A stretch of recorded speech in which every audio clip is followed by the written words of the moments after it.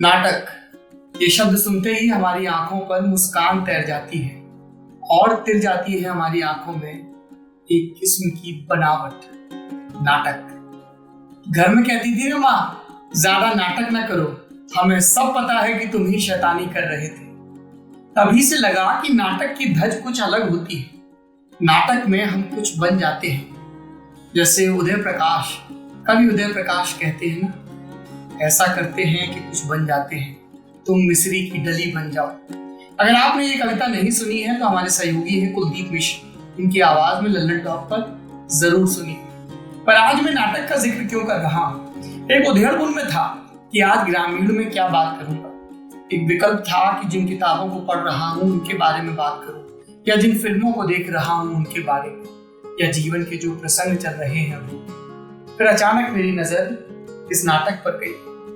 चंद्रगुप्त, हिंदी के कालजयी साहित्यकार जयशंकर प्रसाद का लिखा ये नाटक। इस नाटक में एक कविता है, संस्कृत मिष्ट शब्दों की भरमार है, अद्भुत कविता है।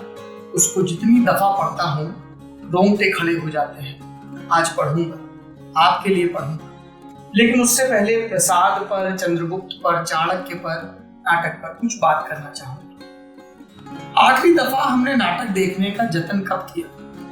नाटक या इस तरह की जो भी कलाएं हैं उन्हें पोसने का काम समाज का है, सरकार का है। सरकारें किसी भी पार्टी की हो अपना काम कितना अंजाम देती हैं हम और आप जानते हैं, पर सब कुछ सरकारों के सर मढ़कर हम समाज के लोग बरी नहीं हो जाते। समाज के लोग क्यों अपने इर्द गिर्द की कलाओं को प्रश्रय नहीं देते, उन्हें अपने जीवन का हिस्सा नहीं बनाते? ये विचार का विषय है। हमें ये सोचना होगा और ये देखना भी होगा कि जिन समाजों ने अपना पुनर्जागरण किया, अपने इर्द गिर्द की कलाओं को, लोकगीतों को, संगीत को अपने जीवन का, अपने समाज का, अपनी सभ्यता का हिस्सा बनाया, वो कैसे उन्नतशील हुए। फिर चाहे वो बंगाल का समाज हो, चाहे महाराष्ट्र का समाज हो, या दक्षिण भारत का। ये कलाएं जो है ये हमारी जिंदगी में पैबस्त भावों को नए सिरे से पेश करती है। लेकिन उत्तर भारत में इस तरह की कोई भी सांस्कृतिक क्रांति समूचे रूप में कभी नहीं हुई। हमारे यहाँ नाटक देखने का, नाटक खेलने का, नाटक रचने का कितना ही कल्चर बचा है। आप ईमानदारी से अपने आप से पूछिए, आपके शहर में, गांव में आखिरी दफा नाटक कब हुआ था? आखिरी दफा आप कब गए थे? कब आपने नाटक देखने के लिए टिकट खरीदा था?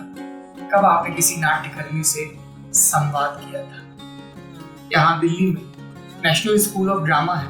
हमारे बहुत सारे दोस्त हैं वहां पर, पढ़ रहे हैं, पढ़ चुके हैं। उनमें से ज्यादातर की मंजिल होती है मुंबई। कुछ ही हैं जो थिएटर की दुनिया में रमते हैं।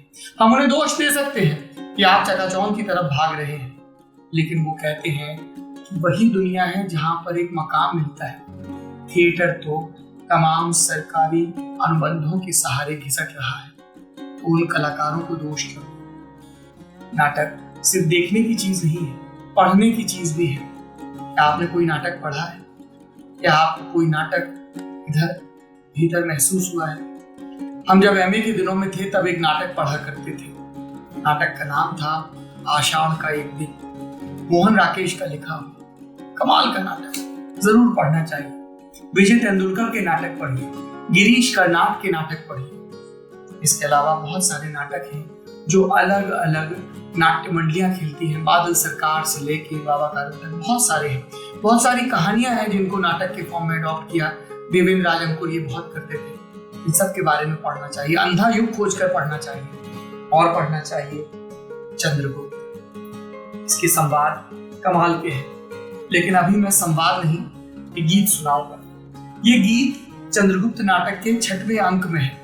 ये प्रसंग है जब आंभीक को चाणक्य कह रहे हैं कि फिर से यवनों के सामने सरेंडर मत कर देना, और तभी एक आर्यपुत्री पताका लेकर आगे आगे आती है और प्रजा, जनता को जागरूक करती है।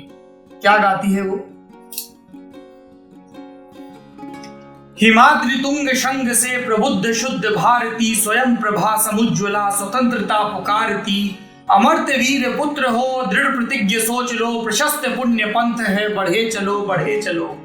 असंख्य कीर्ति रश्मियां विकीर्ण दिव्य दाहसी, सपूत मातृभूमि के रुको न शूर साहसी। अराती सैन्य सिंधु में, सुवाड वाग्नि से जलो, प्रवीर हो जयी बनो, बढ़े चलो बढ़े चलो। ये सिंधु में, समंदर में सुवाड वाग्नि से की तरह जलना क्या होता है? अग्नि हमारे यहाँ 3 तरह की बताई गई है। एक दावाग्नि जो जंगल में लगती है, पेड़ों के तनों के घर्षण से दावानल आग लगती है। हम अक्सर सुनते हैं कि फलाने जंगल में आग लगती है, ढिकाने जंगल में आग लगती है, दावाग्नि। दूसरी होती है जो पेट में लगती है, जठर रस पैदा होता है भोजन को पचाने के लिए, उसकी अग्नि जिसे हम जठराग्नि कहते हैं। और तीसरी जो समंदर में लगती है लहरों के टकराने से, जिसको सुवाडवाग्नि कहते हैं। और उसी शब्द का इसमें इस्तेमाल है कि अराती सैन्य सिंधु में सुवाडवाग्नि से जले। हमें पुरानी किताबें खोज कर पढ़नी चाहिए, वो यूं ही क्लासिक्स की श्रेणी में नहीं आ जाती है। हमें अपने समय का उपयोग करना चाहिए। और उपदेश कुशल बहुतेरे, आपको कह देता हूँ, पर मुझसे भी कभी कभी चूक हो जाती है। मैं भी ख्याल रखूंगा, आप भी रखिए। आप देख रहे हैं ग्रामीण, मेरा यानी सौरभ द्विवेदी का लटक के पन्ने पर इंस्टाग्राम पर डेली ब्लॉग। यदि आप इस ब्लॉग को रोजाना देखना चाहते हैं तो आपको इंस्टाग्राम पर लल्लन टॉप की नई पहल लटक को सब्सक्राइब करना होगा। शुक्रिया।